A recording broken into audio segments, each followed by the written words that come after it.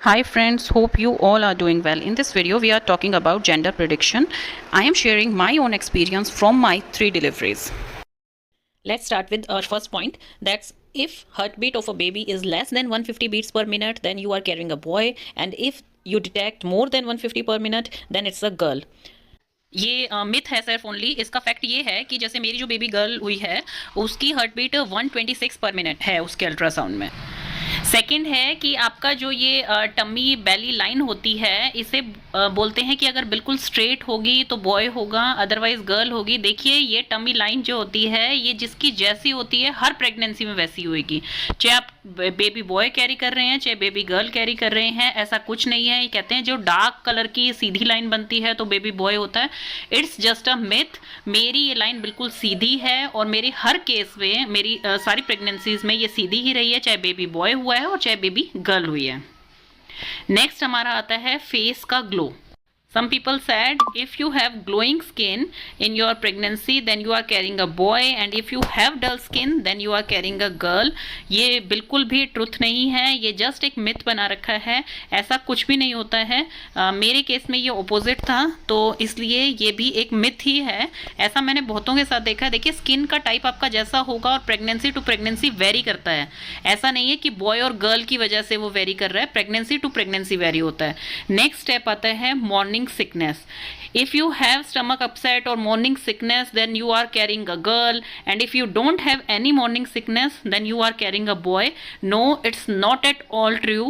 देखिए जैसे डॉक्टर्स बताते हैं कि ये सारे जो होते हैं मोशन सिकनेस हो रही है या स्टमक अपसेट हो रहा है ये हर प्रेगनेंसी में वेरी करेगा आपके, चाहे आप बेबी गर्ल है चाहे बेबी बॉय है, इससे कुछ भी आप रिलेट नहीं कर सकते हैं। बिकॉज जैसे जैसे हमारे हार्मोन्स में चेंज होता है और आप देखेंगे नंबर ऑफ प्रेगनेंसी जैसे हमारी बढ़ रही है, फर्स्ट प्रेगनेंसी में अलग होगा, सेकंड प्रेगनेंसी में कुछ अलग हो रहा है और वैसे ये फर्स्ट ट्राइमेस्टर तक हर किसी के लगभग लगभग रहता है, चाहे वो इवनिंग में हो रहा है चाहे मॉर्निंग में हो रहा है, चाहे स्टमक अपसेट है आपका, चाहे मॉर्निंग सिकनेस हो रही है और चाहे कुछ कोई भी सिम्टम नहीं आ रहा है, ये फर्स्ट ट्राइमेस्टर तक थोड़ा सा रहता है, सेकेंड ट्राइमेस्टर में जाके सब ओके हो जाता है। नेक्स्ट आता है स्लीपिंग पोजीशन को लेके। बहुत पर्सन्स कहते हैं if you prefer sleeping on your left side then it's a boy and on right side then girl. It's up to you only कि आप किस साइड में सोना प्रेफर करते हैं। देखिए डॉक्टर्स जो हैं वो आपको रिकमेंड करेंगे थ्रू आउट द प्रेगनेंसी कि आप लेफ्ट साइड में सोइए, वो आपको सजेस्ट करते हैं सो दैट कि बच्चे तक नरिशमेंट अच्छी तरह से पहुंचता है। तो लेफ्ट साइड में डॉक्टर रिकमेंड करते हैं, ऐसा बॉय और गर्ल का उससे कुछ लेना देना नहीं है। नेक्स्ट आपका आता है क्रेविंग्स को लेके।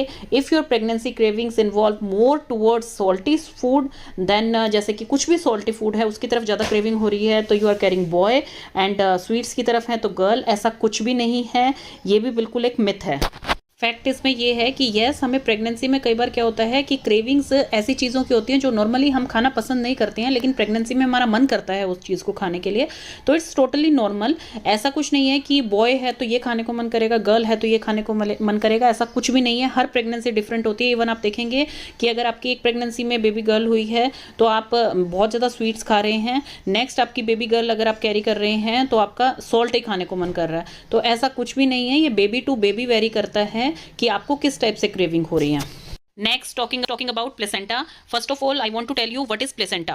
प्लेसेंटा एक ऐसा ऑर्गन होता है जो कि यूट्रस के अंदर प्रेगनेंसी के दौरान डेवलप होता है सो दैट कि बच्चे को सारा नरिशमेंट ऑक्सीजन इसी के थ्रू जाती है सो दैट कि आपका बेबी ग्रो कर सके। तो ये प्लेसेंटा जो होता है 4 टाइप की पोजीशन हो सकती है इसकी, anterior, posterior, फंडल and low lying placenta. तो इसमें यस हर टाइप में कुछ ना कुछ रिस्क हो सकते हैं। लो लाइंग प्लेसेंटा होगा तो आपके रिस्क हो जाते हैं क्योंकि प्लेसेंटा कभी भी डिलीवरी के टाइम बच्चे से पहले नहीं डिलीवर किया जाता, पहले बच्चा डिलीवर होगा देन आपके प्लेसेंटा को भी निकाला जाता है उसके बाद।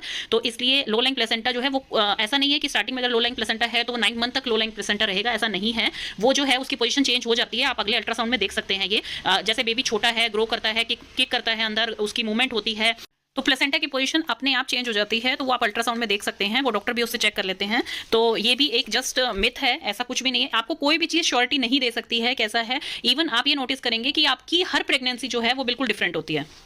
नेक्स्ट मिथ हमारा आता है कि if you are carrying baby low on your stomach, अगर बच्चा नीचे की तरफ है तो वो बॉय है, अगर आपका टमी अप है तो वो गर्ल है। या फिर ऐसे भी बोलते हैं कई कि अगर आपका टमी बिल्कुल फ्रंट में निकला हुआ है तो बॉय है, और अगर आपका टमी राउंड है, मतलब बच्चा जो है पूरे में वेट बढ़ रहा है आपका, तो फिर वो गर्ल है। तो ऐसा बिल्कुल भी नहीं है।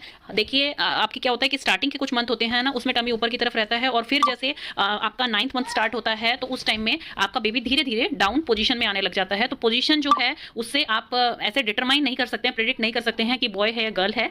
ये सिर्फ एक जो है ना, अगर कोई बंदा इसे बता रहा है और उसका सच हो गया तो सिर्फ एक तुक्का है, बाकी कुछ भी रियलिटी इसमें नहीं है। आप ऐसा कंफर्म नहीं कर सकते हैं कि पेट की शेप देख के आप बता दें, क्योंकि मेरी केस में भी हर प्रेगनेंसी में मेरी पेट की जो शेप थी वो सब डिफरेंट थी। तो इसलिए मैं ये नहीं कह सकती हूँ कि it's a truth, it's just a myth.